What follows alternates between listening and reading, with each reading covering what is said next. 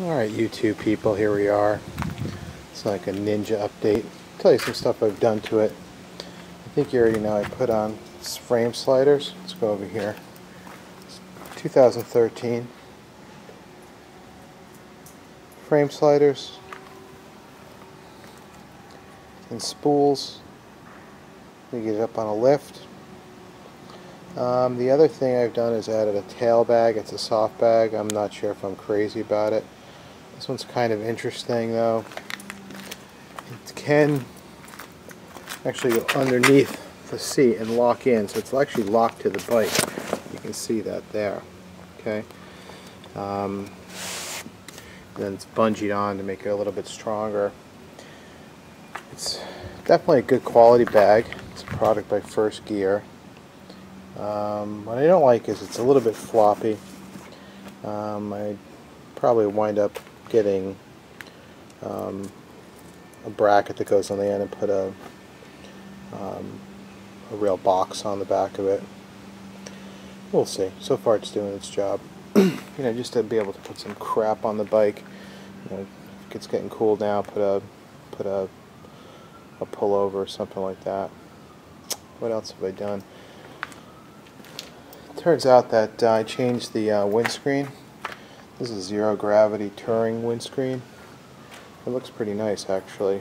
It's about 4 inches higher than the stock windscreen, and this takes the wind, unless you went into a real serious tuck, and I'm kind of too old to be riding in a tuck for that long. The wind would hit me right in the throat basically when you're getting up to highway speed. So this brings the wind up and more directed towards your helmet, which is fine because the helmet's built in a wind tunnel, and so it takes the air around it just fine. So it's basically, now it's like riding in a car with your windows down rather than having a stream of air directed right at your throat, which after a while gets pretty tiring. I think it's acrylic, pretty nicely made. The other thing I've done is put on a ram mount. I think you can see it here. It goes into the forks, and it's super sturdy, and there's a couple different mounts you can get it. This one's a GPS. This GPS happens to be wired now to the bike, so there's a wiring harness that's, I'm not going to take my seat off, but the wiring harness is underneath the seat, and it comes out right here. You can see that. So the wiring harness comes to here, and then there's an adapter by, I can't remember the friggin' name of the company.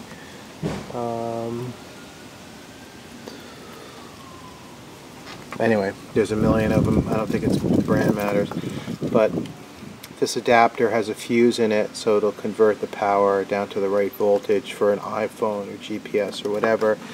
And then I've snaked a UPS connector, USB connector. Snaked it underneath the seat. It goes up around the side of the tank, and comes out here to feed the power to the GPS, which is pretty nice. Now, one thing you got to remember is that this will be live. If you have it plugged in, so if you're not using this, you got to remember to unplug that. Take out the adapter piece as well, unplug it, and then just leave the harness. That harness is originally there to put a battery trickler on there to keep it charged up, for instance, in the winter months when you're not riding so much. But so far the bike's been a joy.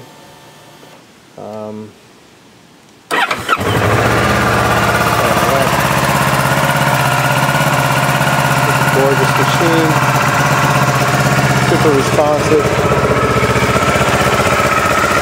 I've actually tested the analog brakes, not an emergency situation, but in the parking lot, getting up to about 40 and basically trying to lock it up. I couldn't lock them up, and it keeps it in a nice straight line, which is pretty comforting. I don't know if you've seen them, but the new Ninja 1000s, the 2014s have come out.